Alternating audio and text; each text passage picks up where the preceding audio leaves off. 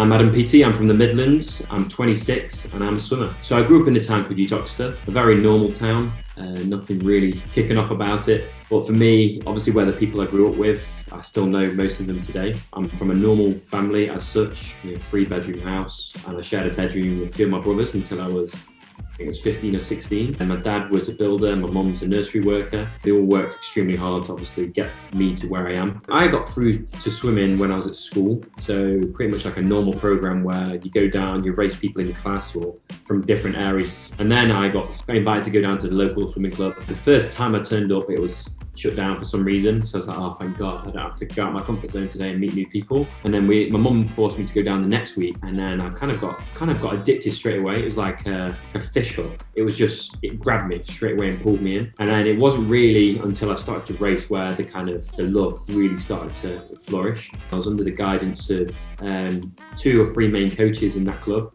And then I stayed there for 4 years. It was so important for the grassroots development of my stroke, just to kind of turn up for 2 hours a week and go home, go down the skateboard and skate park and whatever. So it was a nice balance. And it wasn't until I was 14 that I moved to Mel in Derby. So for me, it was almost a natural transition, because I don't think I would have stayed at the local club for any much longer than I would have. It took me about 6 months to a year to really get to grips with the training, because it was so hard and so long. I was like, what is this? I'm not doing 2,000 meters a session, I'm doing like 6,000. Then I've got land training. I was like, what the hell is land training? So for me, it was, you've got all these things, you've got 4 a.m. starts that all kind of combine into this huge kind of training program. And that was so confusing for me, because I was like, I thought you get to the Olympics by doing like 3 hours, 4 hours a week back then, because it was so naive. Secondary school was hard because, again, I'd mentioned the kind of time between training, time between school and trying to find somewhere in the middle, which was my home.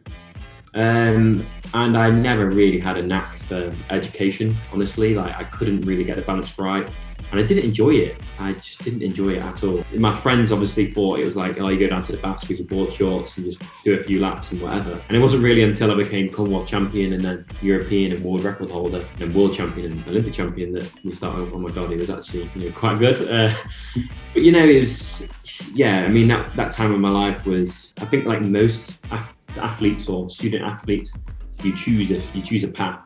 And a lot of people can do both, but for me, I knew how to get to Olympic champion and how to break the world record, and I needed to do it full time, because swimming is one of those sports, unfortunately, there's a high kind of where you just need to do meters and you need to do the fitness stuff, and it takes out so much energy and so much time in your day that by the time you've got home, you're so tired you can't even pick up a book anyway. But to anyone that's around my age, or 20 or 18, like a young adult, I think, what have you got to lose? And this is exactly what I said to myself, is like, to really be successful, I needed to devote myself to this singular and one thing that would take all my energy and everything. And I just said to myself, I can do A-levels at any time in my life, I can do education any time in my life, but I only get one shot at sport. And the potential things that it can learn me and the people I'd meet and the places I'd go is much more valuable to me than just going down the education route of just getting a few A-levels or going to university. I think you will learn so many things through sport that you don't even know, because you don't know yourself yet. So I think the biggest thing I've learned was, learning to control my emotions. And other than that, I think you learn confidence, how to stand in front of a block, when tens of thousands of people are around you, but also millions, if not billions, are going to watch it on Olympics. How can you have that confidence and perform your craft to your best of your ability? Successful sports people, it's charisma. You've got to have that charisma as well to, really perform. Because at the end of the day, we're all entertainers. For me, I'd say in a heartbeat, it's absolutely worth it. Because most of the time you get to do it all for free anyway, or you get paid to do it, which is even better.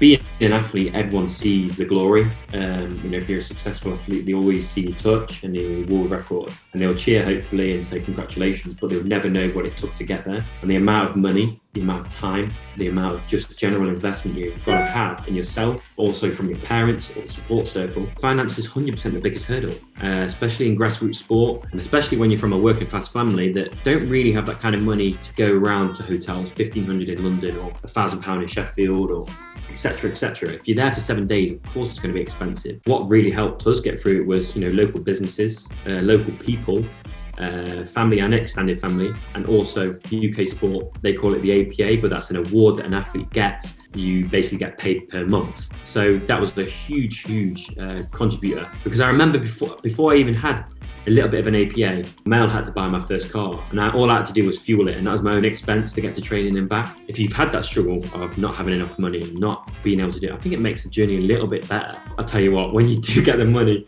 especially from the support, it makes the journey 1,000 times easier. You can do it full time and not have to worry about, what's your, how you're going to get to your next hotel or next pair of trunks. For a world record, you need a very powerful internal motivation. So, what are you doing it for? Is it to inspire people or whatever? I think I'd just be proud that who I've become is someone I've always wanted to be.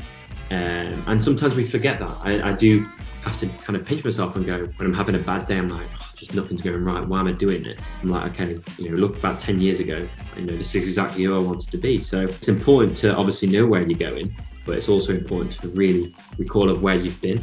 But yeah, I'm glad I'm Olympic champion, really.